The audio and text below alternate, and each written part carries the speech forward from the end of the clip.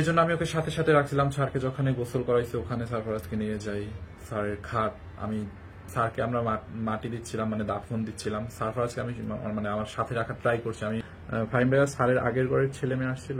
আপু স্যারের হচ্ছে বড় মেয়ে আসছিল, বড় মেয়ে সবাই আমাদের সাথে। তো যাই হোক, স্যারের জন্য আসলে আমরা অনেক শোক প্রকাশ করতেছি এবং মানে এটা আমরা হয়তো আমার মানে বলার ভাষা আসলে নাই। মানে আমি যে লাইভ করবো, আমার এখানে আসলে লাইভ করার যে একটা মানে মানে আমি আসলে ভাবতেছিলাম যে আমি লাইভটা কিভাবে করব, কি মানে নিজের মধ্যে ওরকম কোনো আসলে মানে ভাষা তৈরি করতে পারি না যে আমি লাইভে গিয়ে যে কথা বলবো আসলে কি বলবো। আপু কেমন আছে ভাইয়া? আপু ম্যাম কেমন আছে সেটা আসলে বুঝতেই পারতেছেন না, আসলে এই মুহূর্তে ভালো নাই। তার সারা জীবনের সাথী তাকে ছেড়ে যেহেতু চলে গেছে, তো ভালো নাই। যাই হোক, তো এই আর কি, মানে অনেক কষ্ট করে নিজেকে মনকে স্ট্রং করে তারপর হচ্ছে লাইভে আসছি। বিকজ অফ আসলে আমাদের আপনারা জানেন আমাদের কোম্পানিতে অনেক অনেক মানুষ, কাজও তো আমাদের করতে হবে। জানাজা কখন? স্যারের তো জানাজা হয়ে গেছে, কালকে তো সবকিছু হয়ে গেছে। আপু আজ শুনলাম এইটা কি ফাহিম ভাই? এটা কোন ফাহিম ভাই? আপু হ্যাঁ, এটা আজকে শুনছেন আপনি? আপু কেমন আছে ভাইয়া? আপু ম্যাম আসলে তো ভালো নেই। ম্যাম কিভাবে ভালো থাকে বলেন? এই সিচুয়েশনে ম্যাম না, শুধু তার পরিবারের কেউই আসলে ভালো নেই। বিশেষ করে সারফারাজ, সানবি ওরা আছে, ওরা কিভাবে ভালো থাকে? সারফারাজ তো অনেক ছোট একটা বাচ্চা ছেলে। কালকে হচ্ছে যখন স্যারকে যখন নিয়ে আসলাম আমি, ওখানে ম্যাম, তারপর ম্যামের ভাই বোন, আমাদের ম্যানেজার, এয়ারপোর্টে গেছিলাম স্যারের কফিন রিসিভ করার জন্য। সো বাসায় নিয়ে আসার পর সারফরাজ ভাবছে ওর ড্যাডি মনে করেন আসছে। সো ও তো আর ভাবে, মানে ও এখনো বুঝতে পারে না যে ওর ড্যাডি আসলে দুনিয়ার মায়া ত্যাগ করে চলে গেছে। ও ভাবছে যে ড্যাডি আবার আসবে। এনিওয়ে, যখন হচ্ছে আমি স্যারকে আমরা মাটি দিচ্ছিলাম, মানে দাফন দিচ্ছিলাম, সারফরাজকে আমি মানে আমার সাথে রাখার ট্রাই করছি। আমি চাচ্ছিলাম যে ও কিছু কিছু স্মৃতি হয়তো ও বুঝতেছে না, বাট এই স্মৃতিগুলো হয়তো আর মনে থাকবে বা কিছু হলেও ফিল করবে যে মানে কিছু একটা হয়তো মানে মনে রাখতে পারবে। আসলে কিছুই বুঝে না যে ওর ভাবার কি হয়েছে বা সে যে আর কখনো ফিরে আসবে না, এটা আসলে ও বুঝতে পারতেছে না। বাট আমি ট্রাই করছিলাম ও কিছুটা মনে রাখুক, ওর স্মৃতির সাথে কিছুটা একটু হলেও জড়িয়ে থাকুক। তো এই জন্য আমি ওকে সাথে সাথে রাখছিলাম। স্যারকে যখন গোসল করাইছি ওখানে সারফরাজকে নিয়ে যাই। স্যারের খাট আমি আমার কাঁধের উপর নিয়ে ওকে একটু ধরাইছি।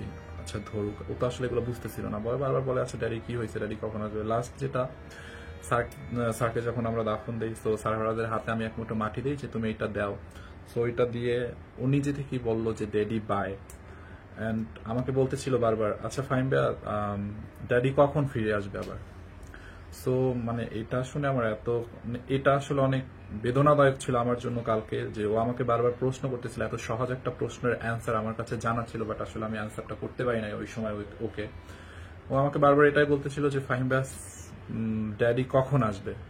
সো আমি আসলে কি অ্যান্সার দিব বলেন? আমার কাছে তো অ্যান্সার আছে, মানে কারেক্ট যে অ্যান্সার ওটা তো আছে, বাট আমি কি ওই মুহূর্তে ওইভাবে অ্যান্সার দিতে পারি না। তো আমি বললাম যে ড্যাডি তো আল্লাহর কাছে গেছে, তুমি এটা বইলো না। এটা বললে মানে আমি ওকে ওর মতো বাচ্চার মতো করে বোঝানোর ট্রাই করছি যে তুমি এটা যদি আমাকে বারবার জিজ্ঞাসা করো আল্লাহ হয়তো রাগ করবে, তুমি বলো আল্লাহ ড্যাডিকে ভালো রাখো। বলছে আল্লাহ, ও আমাকে বলে যে আল্লাহ রাগ করবে তাহলে। আমি বলছি হ্যাঁ, তুমি এটা বলো না, তুমি বলো আল্লাহ তুমি ড্যাডিকে ভালো রাখো।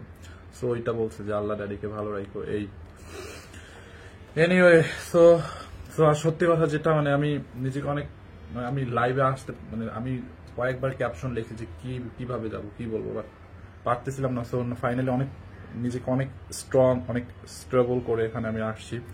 অ্যান্ড আপনারা জানেন আমাদের দেশে মানে সারা বাংলাদেশে, ঢাকার মধ্যে, বাংলাদেশের বাইরে আমাদের আউটলেট, আমাদের অফিসের স্টাফ কত কত, এবং সবকিছু মিলিয়ে স্যারের যে আমাদের এই যে যত কস্টিং সব তো ম্যামকেই বহন করতে হয়েছে। যাই হোক, মানে অবস্থাটা কি যে ধরেন দিন আছে না, কথায় আছে না, দিন আনি দিন খাই।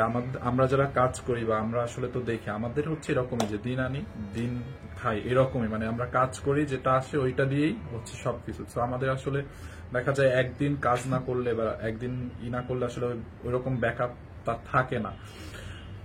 এনিওয়ে, আর আমি সবাইকে অনুরোধ করবো দয়া করে কোনো বাজে কমেন্ট আমাকে করবেন না, হ্যাঁ। কারণ মন মানসিকতা আমাদের আসলে, আমরা তো অনেক কাছ থেকে দেখছি, আমাদের মন মানসিকতা হয়তো আপনারা বুঝবেন না। স্যারের বাসায় যখনই যেতাম, স্যার মানে সামটাইমস যখন মানে লাইক খাবারের টাইমে যে কোনো হয়তো গেলাম, যে দুপুর টাইমে গেছি বা কখনো ডিনার টাইমে দেখতেছি খেতে, মানে খেতে বসতে হবে, কোনো কিছু না থাকলেও যদি গেলাম তার বাসায় গেলাম, ডাইনিং টেবিলে যদি হচ্ছে একটা খাবার কোনো ফল ছিল, একটা কলা ছিঁড়ে দিত। তো এই জিনিসগুলো হয়তো আর কখনো কোনো দিন পাবো না, ছাড়ও নেই। আর হয়তো কেউ ওই যে ওইরকম ডাইনিং টেবিল থেকে যে কলা ছিঁড়ে দিবে যে নাও খাও, ওই রকমটা আর কোনোদিন হবে না, হয়তো বাসায় যাওয়া হবে আর এই জিনিসগুলো পাবো না। এনিওয়ে, আপুর কি অবস্থা ভাইয়া? ম্যামের অবস্থা তো মানসিক কন্ডিশন আপু আপনারা ভালোই বুঝতে পারতেছেন আসলে কি অবস্থা। ম্যাম হচ্ছে ওই রাতে স্যারের কবর ওখানে গেছে, মানে নামাজের পরে আমাদের পোলাপান মানে অফিসিয়াল যারা আছে এবং তারা ভাইটাই ম্যামের, তারা মিলে আর কি কবরস্থানে ওখানে কবর জিরত করতে গেছে। টনি আপু কেমন আছে? আপু ওইটাই তো বলতেছিলাম স্যার, মানে ম্যাম কিরকম আছে সেটা আপনারা আসলে বুঝতেই পারতেছেন। কবে মারা গেছেন? অলমোস্ট তো 3 দিন হয়ে গেছে আজকে। আল্লাহ ওনাকে জান্নাতুল ফেরদৌস দান করুক, আমিন। আর কিছু মানুষ আছে স্যার, মানে এতটাই খারাপ লাগছে, মানুষ এটা কিভাবে করতে পারে ভাই? আমরা তো আমাদের সবাইকেই তো হচ্ছে একদিন ছেড়ে চলে যেতে হবে, যারা আপনারা আমার লাইভটা দেখতেছেন।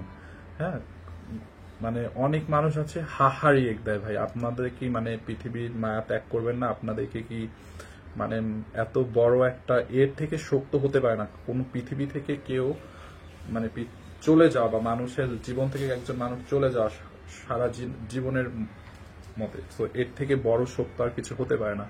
তো আপনারা হচ্ছে অনেকে একবারে হাহারিয়ে দেন পোস্টের মধ্যে, বিশেষ করে স্যারের মৃত্যুর সংবাদটা যখন পেজে জানাচ্ছে খুব কম সংখ্যক 2-3 জন ওখানে হাহারিয়ে দিচ্ছে। আমার খুব আফসোস লাগে যে আসলে এরা কারা, এরা কত মানে আফসোস করার বিষয়, বুঝছেন? যাই হোক, না আপুকে ধৈর্য দান করার তৌফিক দান করা। আপু সত্যি অনেক কষ্ট লাগছে। তুমি আপু অ্যান্ড সারফরাজ খবরটা শুনে অনেক খারাপ লাগলো। অনেক চেষ্টা করছেন আপু, অনেক চেষ্টা করছেন আপু, কোনো কমতি রাখে নাই। হ্যাঁ, ম্যাম হচ্ছে কোনো কমতি রাখে নাই। আপনারা হয়তো অনেকেই জানতেন না একটা বিষয়। ম্যাম, যাই হোক, আসলে আমি চাচ্ছি না এগুলো, মানে অনেক কথা আছে যেগুলো বলতে ইচ্ছা করে, কিন্তু মানুষ বললে আবার বলবে যে আচ্ছা এগুলো আবার বলতেছে, ওই জন্য বলতেও পারি না। ডায়মন্ড হাউসে একটা পেজে পোস্ট দিছে দেখেন আর কি। তো ওখানে মানে ম্যামের যতটুকু ছিল গহনাগাটি সবকিছু বিক্রি করেও ছাড়ের জন্য চেষ্টা করছিল যে স্যার ফিরবে বা স্যারকে বাঁচাতে পারবে। বাঁচানোর মালিক যদিও আল্লাহ, বাট ম্যামের যতটুকু চেষ্টা করার সে চেষ্টা করছে নিজের যা কিছু আছে দিয়ে, কিন্তু শেষমেশ আর হলো না। ভাইয়া সারফরাজ বুঝে ওর বাবা মারা গেছে? আপু ওটাই তো বলতেছিলাম, সারফরাজ মানে ওইভাবে বুঝে না। সারফরাজ আমাকে জিজ্ঞাসা করে যে বাবা ড্যাডি কবে আসবে, তো ড্যাডি ডাকে যে ড্যাডি কবে আসবে, আমাকে বারবার কালকে বলতেছিল ড্যাডি কবে আসবে। তো কি বলবো আপু, ও তো ভাবে ও যেমন ব্যাংককে ছিল তো ভাবছে হয়তো সুস্থ হয়ে আসবে, ওই রকমই ভাবে আল্লাহর কাছে গেছে হয়তো সুস্থ হয়ে ফিরে আসবে। ও বুঝে না আপু, আসলে বুঝতেছে না। তোমরাই এখন তনির পরিবারের সবকিছু তুমি দেখে বুঝে রাখবে আপু। আমরা হ্যাঁ চেষ্টা করছি, আমরা যারা বিশেষ করে আমাদের অফিসের যারা আছে, আমরা মানে আমাদের সর্বোচ্চ দিয়ে চেষ্টা করছি। স্যার হচ্ছে আমাদেরকে, স্যার না শুধু ম্যাম আমাদেরকে অলওয়েজ মানে তার পরিবারের সদস্যের মতো দেখতো। তো আমরা তাদেরকে ওইভাবেই আমাদের যতটুকু সবকিছু মানে যেগুলো করতে হয়, তো জানি একটা মানুষ মারা যাওয়ার পর কত কার্যক্রম থাকে, তো আমরা এগুলো আমরা নিজেরাই করছি, আমাদের নিজেদের হাত দিয়ে করছি। আলহামদুলিল্লাহ আমরাও একজন এরকম স্যার পেয়েছিলাম এবং শেষমেশ তার সাথে পর্যন্ত ছিলাম, এটার জন্য আমরাও আসলে আলহামদুলিল্লাহ। সত্যি কথা বলতে আমি যে কি বলবো এটা বুঝতে পারতেছি না, হয়তো মানে আপনারা অনেক কিছু বলতে পারেন বা কিছু, আমি নিজে কি বলবো এটা বুঝতে পারতেছি না। আপনি যেদিন লাস্ট লাইভ করছেন ওই দিন লাইভ অবস্থায় কল আসছিল? আচ্ছা, ওই দিন হচ্ছে মানে লাস্ট লাইভ যেদিন করছে ওই কল আসছিল, ওইটা ওই যে স্যারের মানে ওই দিন স্যার একটু অসুস্থ ছিল, প্রেশার হচ্ছে ডাউন হয়ে গেছিল। সো পরে জানাইলো যে না ঠিক আছে, এখন আবার ঠিক আছে। ওই দিন কিন্তু সব ঠিক ছিল। সো ও কল আসছিল তখন হচ্ছে এই টাইমটায় দুপুর টাইমে। সো স্যার মারা গেছে, ম্যাম তো চলেই গেছে পরের রাতে। তো স্যার মারা গেছে ওই দিন রাত 3:03। যাই হোক আপু, এই আর কি। আর আসি কি দাও আমাকে ড্রেস গুলো দেওয়ার। আমি আপু বেশিক্ষণ লাইভটা করতেও পারবো না, কারণ আমাদের মানে এখন অর্ডার টর্ডারের অবস্থাও খুবই খারাপ। সবকিছু মিলে আমি অল্প কয়েকটা ড্রেস দেখাবো এই লাইভটাতে, আর নেক্সট আর 2টা লাইভ করার ট্রাই করব। আর এই আপনারা একটু সাপোর্ট দিয়ে আমাকে। আমি সরি, আমি ওইভাবে হয়তো মানে স্ট্রংলি লাইভ করতে পারবো না, বিকজ আমাদেরকে হয়তো আপনারা অনেকে বুঝতেছেন যে আমাদের কন্ডিশনটা এরকম এখন কিরকম। তাকে আল্লাহ জান্নাতবাসী হিসাবে কবুল করে। সবাই একটু দোয়া করেন। আর আজকে জুমার দিন ছিল, আজকে হয়তো অনেক ইবাদত করলে অনেক বেশি সওয়াব পাওয়া যায়। সবাই একটু দোয়া করেন যারা মুসলমান আছেন। ফাহিম ভাইয়া সবার আগে ঘরের ছেলে মেয়ে, ফাহিম ভাইয়া স্যারের আগের ঘরের ছেলে মেয়ে আসছিল। আপু স্যারের হচ্ছে বড় মেয়ে আসছিল, বড় মেয়ে সবাই আমাদের সাথেই ছিল। স্যারের আগের ঘরে যে বড় মেয়ে ছিল উনি আমাদের সাথে এয়ারপোর্টেও ছিল, এয়ারপোর্টে গিয়েছিল, ম্যামের বাসায় ছিল। ম্যাম আর মেয়ে ওনার বড় মেয়ে একসাথেই ছিল। ম্যাম প্রথম মানে পুরুষরা মাটি দেওয়ার পরে কবরস্থানে প্রথম ম্যাম মাটি দিছে, তারপর তার বড় মেয়ে মাটি দিছে। তারা দুজন একসাথেই ছিল। এবং হচ্ছে কালকে অব্দি স্যারের বড় মেয়ে ম্যামের বাসায় ছিল। তো স্যারকে মাটি টিটি দেওয়া হয়েছে, তারপরে বাসায় আসছে সবাই একসাথে, তারপরে ওই আপুটা আর কি ওনাদের বাসায় চলে গেছে। ভাইয়া তুমি তনি আপুর পাশ থেকে ছোট ভাই হিসাবে, আপু ট্রাই করি ম্যাম। ছোট ভাই না, ম্যাম অলওয়েজ আমাকে সন্তানের মতো ট্রিট করে, আমিও তাকে ওইটাই মানে আমার মায়ের মতোই ট্রিট করি। কারণ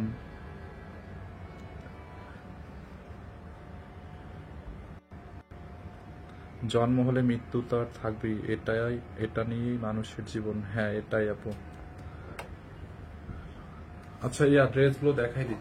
এগুলো আপু দেখেন, এই যে দিল্লি বুটিক্স এর কালেকশন। হ্যাঁ এগুলো সব আমি অফারে ছেড়ে দিব। ম্যাম আসলে এখন ম্যাম তো লাইভ করা পসিবলই না, তাকে মানে ম্যাম নিজেও জানে না যে আমি লাইভ করতেছি। আমি হচ্ছে অফিসে গিয়ে দেখলাম অবস্থা খুবই খারাপ, মানে কোনো অর্ডার টর্ডার নাই। বাট এত খরচ হয়েছে, মানে সবকিছু মিলায় তো চলতে হবে, আমাদেরও বাঁচতে হবে। মানে আমাদেরও এই মাসের পোলাপানের স্যালারি পর্যন্ত এখন আমাদের ক্লিয়ার হয় নাই। যাই হোক, তো অফিসের অবস্থা আমি খারাপ দেখে লাইভে চলে আসলাম। ম্যাম হয়তো আমাকে রাগও করতে পারে যে তুমি লাইভ করলা কেন, এখন কিন্তু কিছু করার নেই আপু, কারণ আমি তো বিষয়গুলো বুঝি আসলে, বুঝছেন। এখন দেখি ম্যাম স্টেবল না হওয়া পর্যন্ত আপনারা আমাকে একটু সাপোর্ট দিন, আমি লাইভগুলো করব। আপনারা একটু জাস্ট আমাকে সাপোর্ট দিন আপু প্লিজ, আমি এটাই বলবো। দয়া করে কেউ বাজে কমেন্ট করেন না। হ্যাঁ প্রত্যেকটা প্রাণীকে মৃত্যুর স্বাদ গ্রহণ করতে হবে। হ্যাঁ আচ্ছা দাও। স্যারের সাথে নিশ্চয়ই অনেক স্মৃতি আছে, যেটা যে স্যারের সাথে নিশ্চয়ই অনেক স্মৃতি আছে, যে কোনো একটা ঘটনা শেয়ার করেন ভাইয়া। আচ্ছা স্যারের সাথে যেটা আমার স্মৃতি, যেটা আমি ভুলতে পারছি না, স্যারের বাসায় যদি আমি কখনো যেতাম, স্যার হাতের মধ্যে কিছু একটা উঠাই দিত, হয়তো 2টা বিস্কুট দিত, না হয় কোনো পিঠা থাকলে দিত। মানে এই স্মৃতিটা ভুলতে পারবো না।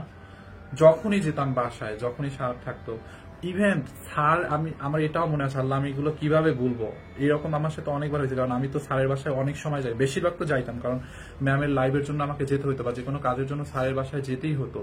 তো আমি আল্লাহ এই জিনিসটা আমি কিভাবে বলবো, আমাকে মিনিমাম 4-5 বার আমার সাথে এটা হয়েছে। মানে আমাকে স্যার নিজে কফি বানাই দিচ্ছে, মানে আমি মানে হতভম্ব হয়ে গেছিলাম। আমি বলি স্যার এটা কি করতেছেন আপনি, এটা কি করেন? বলে আরে বাদ দাও।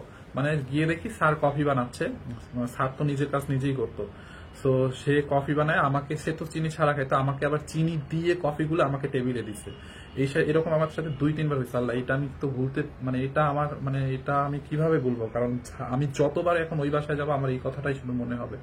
এবং আর একটা ছিল, ধরেন স্যারের বাসায় ঢুকলি ডাইনিং টেবিলটা সামনে থাকে। হ্যাঁ তো ডাইনিং টেবিলের মধ্যে তো মনে করেন অনেক সময় ফল টল কলা থাকতো, আমি গেলে ওখানে অলওয়েজ কলা টলা থাকতো, আমাকে একটা কলা ছিঁড়ে দিত, খাও। তারপর কতবার যে মানে খাবার টেবিলে নিয়ে বসাইছে, মানে এই জিনিসটা আমি কিভাবে বলবো আমি আসলে জানি না। তারপরে হচ্ছে মানে স্যারের সাথে যখন পুলিশ প্লাজা যেতাম, স্যার যখন গাড়ি ড্রাইভ করে নিয়ে যেত, মজা করতো, আমাকে বলতো বরিশাল, মানে অনেক মজা করতো আমার সাথে, কথা বলতো, দুষ্টামি করতো। এখন আর স্যার কোনোদিন ড্রাইভ করে নিয়ে যাবে না।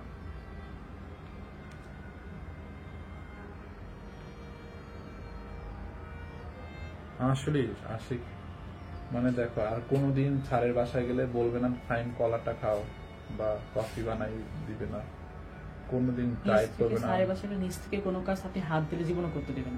হ্যাঁ তারপরে পুলিশ প্লাজাও নিয়ে যাবে না। আস্তে আস্তে আসলে আমাদের জিনিসগুলো উপলব্ধি করতে পারবো, বুঝতে পারছেন। যে কত দিকে মানে বুঝেন, স্যার নিজ হাতে কফি বানায় আমাকে খাওয়াইছে, আমি এটা কিভাবে বলবো? আর কোনোদিন খাওয়াবে না এটা।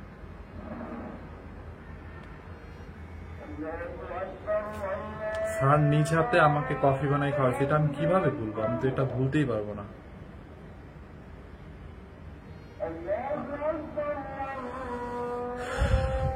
আপনাদের কাছে একটাই রিকোয়েস্ট, স্যার দোয়া করবেন। একটা আজান দিচ্ছে, আমরা একটু চুপ থাকি, আজানটা একটু শেষ হোক।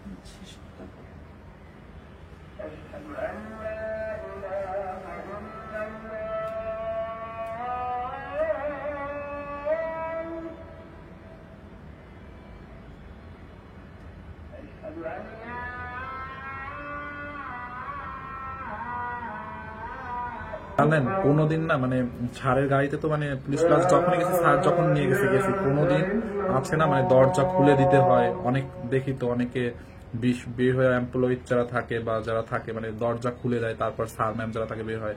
কোনোদিন স্যারকে দরজা খুলে দিতে হয় না। মানে কোনোদিন যদি আচ্ছা আমি স্যার বের হয়েছি, আমাদের মানে একটা রেসপেক্ট বা একটা সম্মান তো থাকে। আমি যদি কোনোদিন গেছি যে আচ্ছা দরজাটা খুলে দেই গাড়ির, স্যার মানে আটকাইছে যে না, মানে কোনোদিন এটা করতে দেয় না যে তার দরজা আমি খুলে দিব, মানে মানে কোনোদিন করতে দেয় না। স্যার এতটা ডাউন টু আর্থ ছিল। আচ্ছা এটা হচ্ছে পিঙ্ক কালারটা, হ্যাঁ যারা এই কালারটা লাগবে নিয়ে নিয়েন আপু, খুবই নাইস একটা কালার। যারা এটা লাগে নিয়ে নিয়েন। স্যারের বাসায় কোনোদিন আর স্যারের হাতের কফি খাওয়ানো হবে না।